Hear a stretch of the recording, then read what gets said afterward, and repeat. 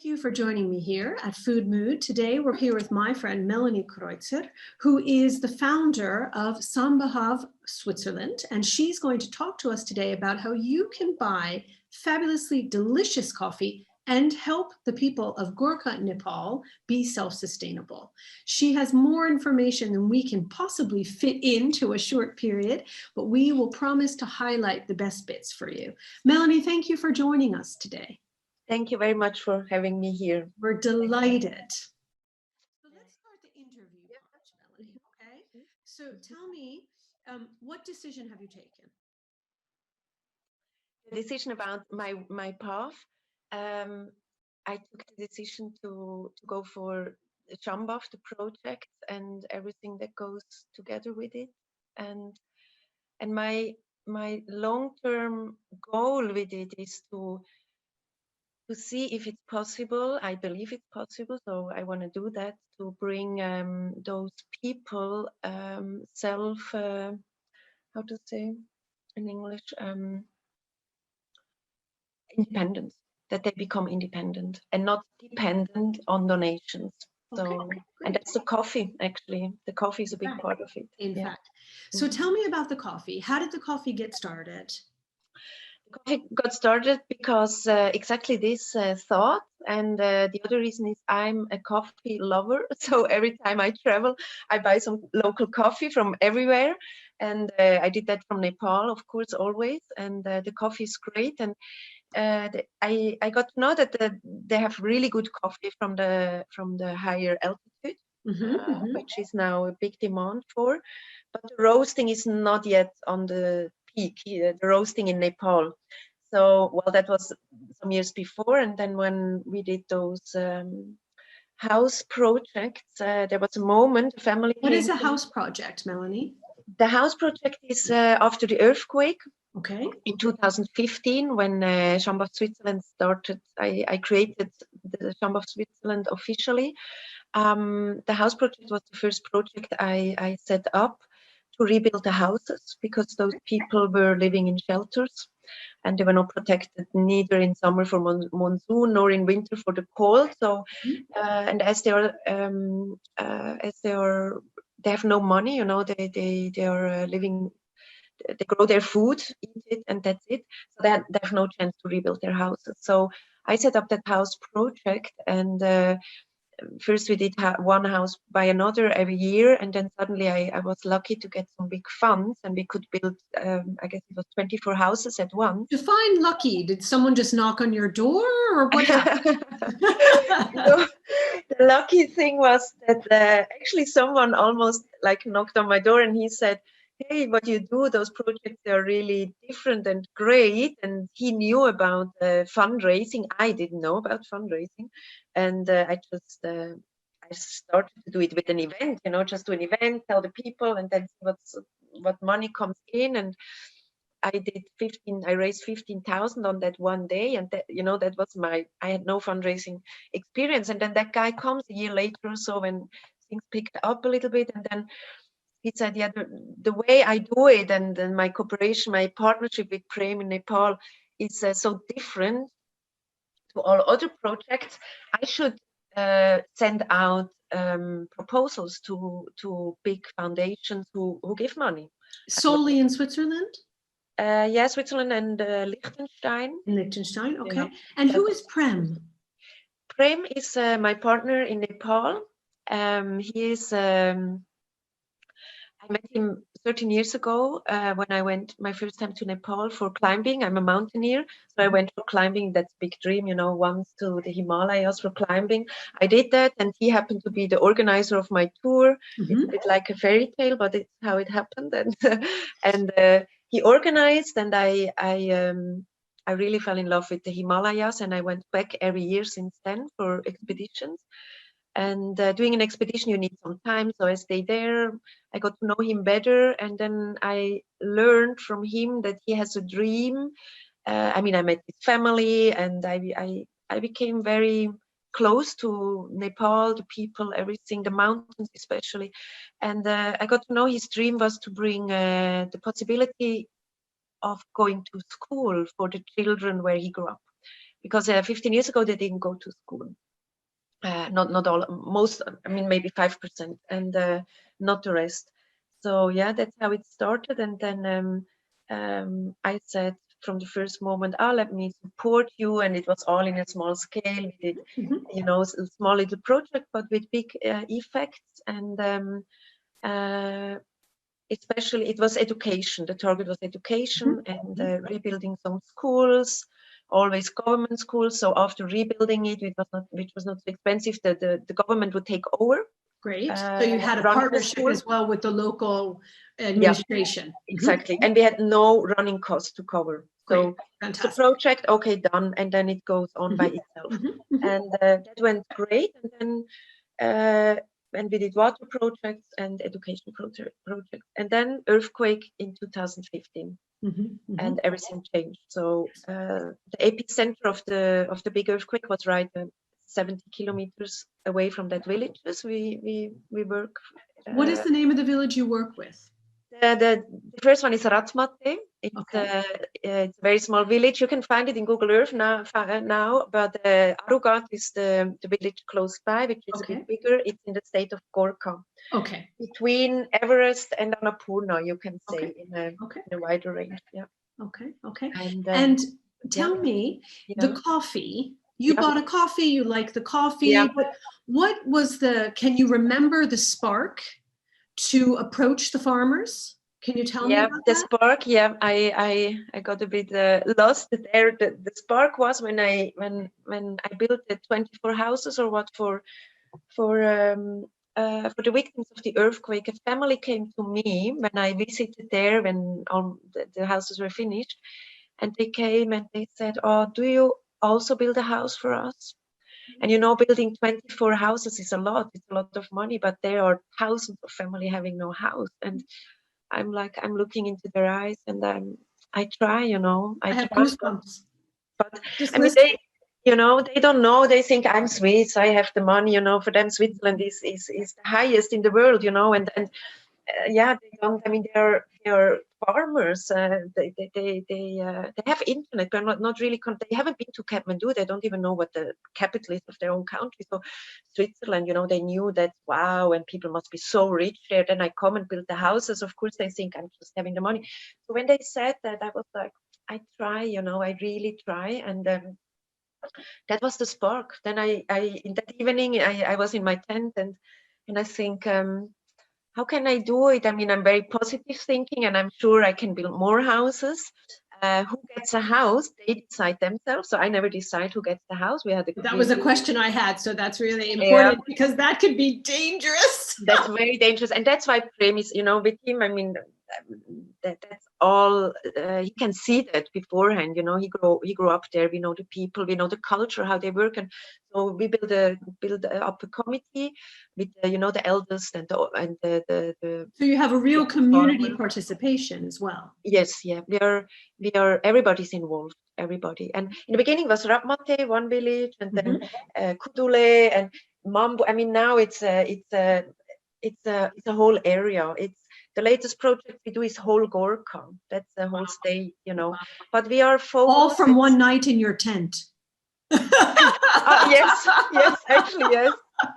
So there you were in your tent, and what happened? I was in the tent, and I thought, okay, what can I do to not, you know, to make them independent and not hoping for more donations. And then I thought, you know, I did an education. I was working in a bank, and I did studying and everything. So I have a lot of ground to use, and I'm very grateful for that. So I'm in the tent, and I remember that I checked once the coffee stock exchange, the coffee. Yes. You know, they have like a stock exchange. And I remember that the coffee from Nepal was quite high up rated there.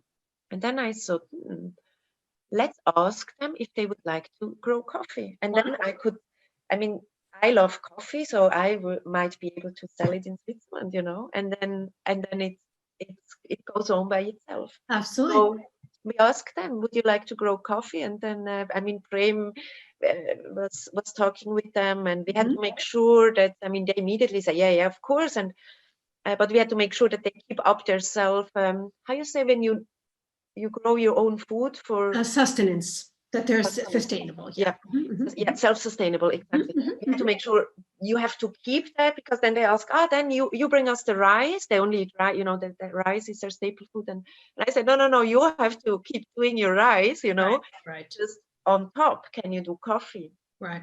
And how many farmers did you start with? 24. 24. And did Prem select them? Did they volunteer? What was the criteria that they had to not qualify, but that they had to show you that they were ready to really participate? That was an ongoing process.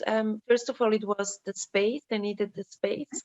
Okay. And then it became also a bit a challenge, because some people wanted to participate and they didn't have the space, the fields, the space. And then, but we found a very good way, because usually those farmers with the big land, then it's a time issue. So in Nepal, what's a bit different is things evolve. We have the tendency to try to organize and do everything, boom, boom, boom. I find a solution, and I'm the same. I learned a lot with that. There, you worked in a bank. That was your job. And I got the chance. It was. I mean, I believe it just had to be. I meet really by accident a guy here in Switzerland, and then we happened to talk. It happens that we talk, and he was working for a big foundation. I can say the name because he supports me a lot, from Helvetas. And I wanted to talk to him on a speech. I mean, there was a speech, people could ask questions. I was a bit shy, and then in the end I wanted to ask a question, and then his wife came up and she said, you said we go home, and it was such a weird situation. I'm like, oh, I'm sorry, and but then she said, no, I'm sorry, but I make sure my husband will talk to you. So First, I was cutted to ask my question, but in the end, I could meet him for a lunch, and we had much more time. Exactly. It was a gift. It was amazing. And then we talk actually about, because he built the hanging bridges, the yes, we have one in Ticino. Yes, exactly. One of those. He was the engineer living in Nepal, building those bridges in 20 years ago. And so then when we talk, I tell him about my coffee idea, and then he says, oh, coffee, I built that up in Nepal 30 years ago. I have all the contacts. I'm like, really? And he goes, he brought me in contact with Bola, and he is a Demeter farm expert. Even nowadays, he's responsible for coffee. He's in a coffee committee for whole Southeast Asia. And I met him then the next time I was in Nepal, and he became a good friend. He supports our projects, and we always import from Nepal. Through my contacts, I have some very high-end cashmere singing bowls. I have different things which have been growing quite big, and the cashmere gave me the flexibility to use the money for free, because the money from the big fundraising, it's for a purpose. So it's part. So people can buy coffee, cashmere, and singing bowls from you. Is that right? Yes. Okay. And at the end of this video, we'll put Melanie's contact information if you're interested. And I wrote down here that you've become the Tsarina of coffee in Nepal. and you started with 24 farmers. And how many do you have now? Whole family, who helped to make it possible, and then we also, becoming bigger and bigger. Then you're there, and suddenly a farmer from the next village is coming and says, "Oh, look, I also have some, and then can I also sell my beans to you?" And then I buy that as well. So it's growing and it's evolving. It's evolving. It's evolving. And when did you start the coffee project? What year? 2018. Yeah. So in less than 3 years, basically, you've doubled the number of farmers. Yes. And that's all from personal contact, which, as you said, is really what makes a difference. Yeah. Now, I'm asking you, please, can you pronounce the name of your foundation? Yeah, here in Europe, it's easier to say Sambhav, but the locals, they say Sambhav. Okay, great. Whoever can manage Sambhav and whoever can manage Sambhav. And what does it mean, Melanie? You have a beautiful pronunciation. Thank you. What does it mean? It means it's possible, because when, it's very beautiful. And also the slogan below in the logo, it's possibility knows no bounds. Prem made that, and the reason is when he started foundation, we have two foundations, one in Nepal and one in Switzerland, and when he started the one in Nepal, everybody would say, forget it, it's impossible, because many big ones have tried already to bring school there, to bring the possibility to the children to go to school, and it didn't work, and they said, forget it. And he said, let's try, and that's why he called it It's Possible. Exactly. And who are the teachers at the schools? They're different. We have different teachers. In Bairabi, for example, it's a school in Ratmate where it all started. Bairabi was where it all started. The school, we rebuilt the roof as a first thing, because that was one of the main problems. The roof was leaking, so inside it was wet. And there were no toilets.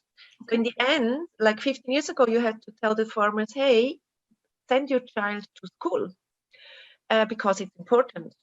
And the Nepali, they're like, okay, if you mean, I don't see it because we are farmers, they need to farm, why do they need school? But okay, let's do. Then they did it. But then what happened? The children all got sick. So the children got sick, and the teachers, because it's a public school from the government, the teachers would not go because it was so dirty, no toilets. The children would literally sit in the corner, and then they get sick. That was 15 years ago. And then the parents say, well, we really... Why am I doing this?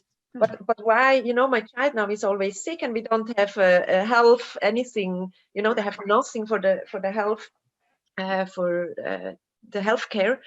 They said, well, but that's really a bit strange. You ask us to send the kids. So that was the situation. Right. So Prem said from the beginning, let's do the roof, let's build toilets. We built 7 toilets, in 7 schools, and that made a huge difference. Of course. And the teachers are local. The teachers are local. They are employed from the government. Okay. And, for example, in Bairabi, it's still the same teachers, 15 years ago and now. That's amazing. It's amazing. And what's really important, I think one of the things also, which you've said indirectly, that makes your organization different is you're not doing any kind of cultural imperialism.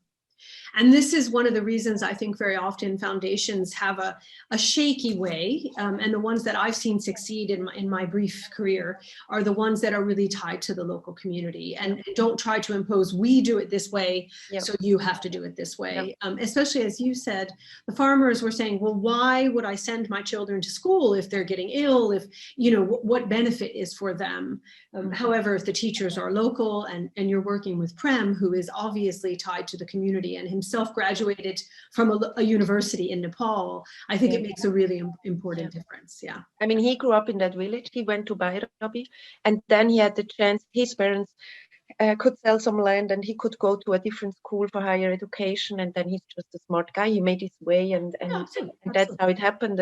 But he knows, he grew up there, and that makes the difference. And we never do any decision without speaking to them. We just don't do that. We don't see any sense in it. Yeah. Well, it would be an imposition. And what's really also fantastic is I'm looking at it from the outside saying, on the one hand, you're supporting farmers to remain farmers and to be successful farmers. And on the other hand, you're giving them another option, which is to get an education because maybe they don't want to be farmers, but you're not suggesting that one or the other is better. Exactly. And I think this is super important because as Westerners, sometimes we can have this idea that, farming is, something that you don't need to be doing. You need to go off and get an education, when in fact, they're equally important. And you're saying it with your actions, which is really very valuable. Yeah. And also the people there, some years ago, the people would go out and they think, oh, let's go to Kathmandu and there everything is better. But this has changed, and that makes it really nice. So that the teenagers, they want to stay there. So the boys are really interested in doing farming, and that's another very beautiful thing with Mambu. It's another big project. It was my first project, the house project in Mambu I started together, and Mambu is going to finish now, and it became huge. It was What intended. is it? Mambu is a hostel. It's a hostel for a higher secondary school. That means the higher secondary school is it's just one for a huge area. Up to the north, to the Tibetan border, there is no other higher secondary. So children come from far away if they want to do a higher secondary. Most of them they cannot. So they have to stay. If they walk up to 3 hours one way, have more than 3 hours, they have to stay. The earthquake destroyed that, and then when they rebuilt the big school, it was from the Japanese rebuilt that. They didn't do the hostel, you know. It was a private thing. It was a family taking care of the children, etc. So we said, okay, let's build something, and we intended to do it for 40 children.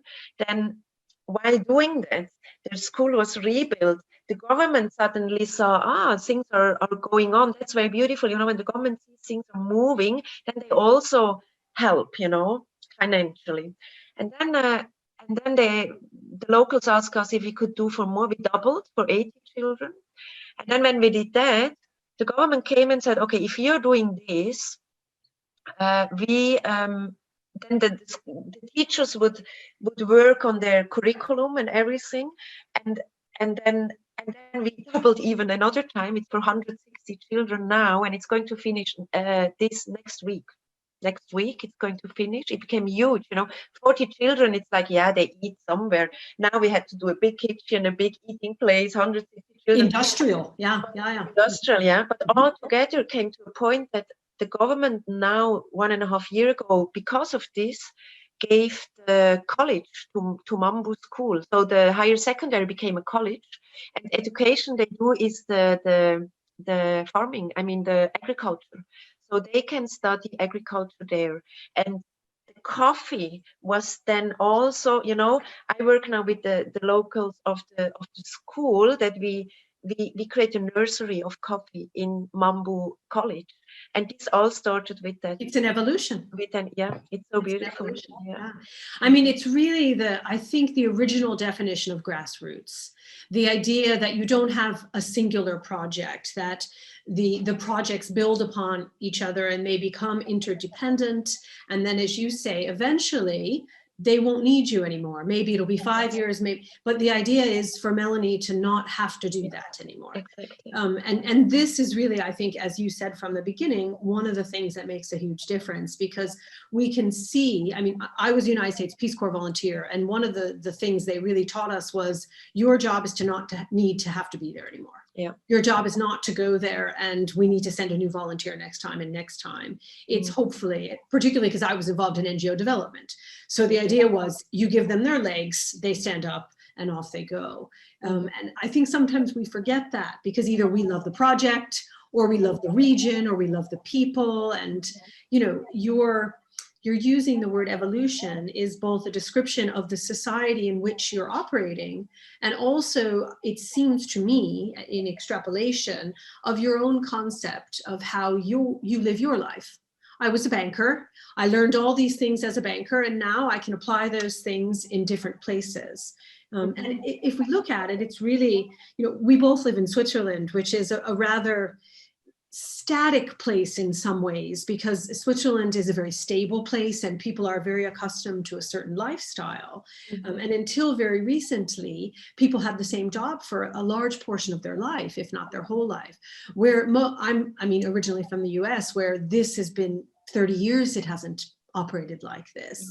And so as the world evolves, we become, now we have COVID. I'm just thinking, you know, in the last year, let alone, we're reinventing ourselves all the time. And by giving the people the skills within their own community, then they decide how they want to do the evolution and how they want to build the reinvention of themselves. And this is the gift we give in our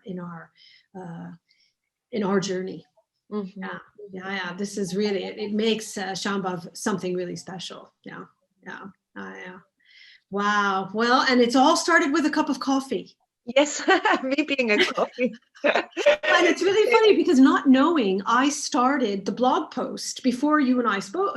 Of course, I wrote it, and I wrote, for me, it started with the coffee because I really love coffee. Yeah. And the idea that, oh, I could know someone who knows the person who grows my coffee. How fantastic, you know, and this is why, while we're talking here about various aspects of your project, what we want to focus on is the coffee, because right now our viewers and the people who will, I will reach out to, frankly, I want to touch them with the coffee. And then they know you spark people who spark people who spark people, which is you're planting seeds like the coffee. That's beautiful. And that seed, it's a good thing. When I started the coffee product, that's how I give it it's an intention, and it's from coffee, of course, you know, it's the seeds and the growth and the caring and yeah, seeds is it's something special. It is very, very special. And it gives everyone something to identify with as well. I mean, you don't have to love coffee to love your project. However, if you do, it's a very natural way to feel like it's not a donation. It's not a charity. I am actually contributing to someone being self-sustainable. Yeah. And I think in the current time, with so many needy causes calling to us, for me personally, knowing that I'm not only giving to someone and receiving something in return, but I'm also contributing to their self-sustainability, their capacity to be independent, as you say. And this makes a big difference. Yeah. Build up their own houses, basically. In the end, it's this, right? So to make them able to build up their own houses, to send the children to school, and yeah. And then I take care, that's another part, but we can talk another time about it. The healthcare, that's another thing, and then I can go, you know, that's it. And so then you started with education, you moved into farming and sustainability, and the future is healthcare, and then you'll retire. Exactly. Yeah. The healthcare is already Nepal. there. The healthcare, but I mean, the health was always my wish. So in 2007, when I started, I said to Prem, I want to build a hospital, and that was, we already started there some designs, but it was, you know, it was huge and too big, and now but I work on that. In the beginning of the year, I bought it. So funny, because of COVID, I put the ambulance project. The 4-wheel. Before the COVID, is that right? Yes, before the COVID. In the end of last year, I had the money together, and then we just bought the 6 ambulance, like 4 ambulance cars, because building a hospital in the mountains is so expensive, and then it's here, you know, but the area is huge. So I thought, why not, you know, and then they changed, you know, that's a political thing. Prem is always aware of it. They put down the taxes for importing cars. That was on 300%. So the price for an ambulance came down to 20,000 from 100,000, you know. Right. And then we thought, oh, let's buy the ambulances and work together in collaboration with the already existing hospitals in the lower lands, blah, blah, blah. So that's also going on quite big. And we have the girls doing nursing education, proficiency level certificates. 8 already. I'm growing this a bit. Yeah, there are several. It's endless. It's endless. So imagine we buy coffee and we contribute to someone's healthcare, their education, and their self-sustainability. The best coffee ever. Yes. And the coffee, what I really realize by now is, some people say, yeah, okay, I buy your coffee because I'm doing something good. But what I really realize now, doing that since some years and talking with experts, the coffee is. It is good.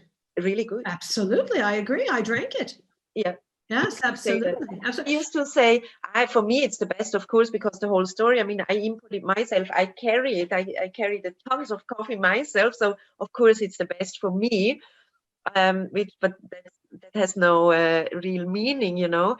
But I get to know that real experts, they say it's one of the best I've ever drunk. So everybody. And where do these experts come from, Melanie? Excuse me? Who are the experts? Not their names, but what makes them experts? Around Switzerland here, there are one is a coffee sommelier, one is Q graders, like roasters. Many roasting. And you're doing your own roasting, is that right? I started now. Yeah, I have a roaster, Willy Temp. I can say that name. He's quite famous in Switzerland, roasting in small, you know, really from heart. And I'm laughing. I have to interrupt you, Melanie, because I'd be perfectly frank. Having lived in Italy and Turkey, I don't think of coffee when I think of Switzerland. And I specifically do not think of coffee when I go to the German part of Switzerland. In fact, as an American, I never drank coffee because I think American coffee, pardon me, everyone at home, I don't really like. And I find that German and Swiss German coffee is pretty much the same. So I have to admit to you, when I bought your coffee, I was a bit skeptical. I thought, okay, you know, I'll try. And it is quite good. And what's really the evolution on the Himalaya side in Nepal is interesting. And also, I think you are affecting your own home country as well, because you're offering a product that has a very high-end connotation. And you're giving people a chance to drink something that actually is really good when there is a lot of competition for that good thing, because it is a high-end product. And also maybe giving them a chance to feel good about their coffee when they drink it too. Absolutely, really nice. And with coffee is like wine. It's a personal taste, not the most expensive, it's the best. But I got nobody. I just got great feedback when people who tried it and How can we here listening today get your coffee? What do we do? Do we contact you directly? You can contact me directly by email, by phone call. We are If you're listening now, what you want to do is you want to check below in the comments. I'll have Melanie's contact information as well in the blog post. And then starting in the early summer, you'll be able to order it directly from her website, but don't wait till then. You can look on my website, you can contact Melanie directly, and you can participate in the evolution of the self-sustainability of the region of Gorkha. You can contribute to, tell us the name, please, of your foundation. Sambhav. Okay, you can contribute to Sambhav, and you can drink really good coffee. So Melanie, thank you so much for sharing your time here with us, and I'm looking forward to see you next in March for the coffee tasting, and we'll work out all those details. And in the meantime, so beautiful. Thank you. Buy your coffee.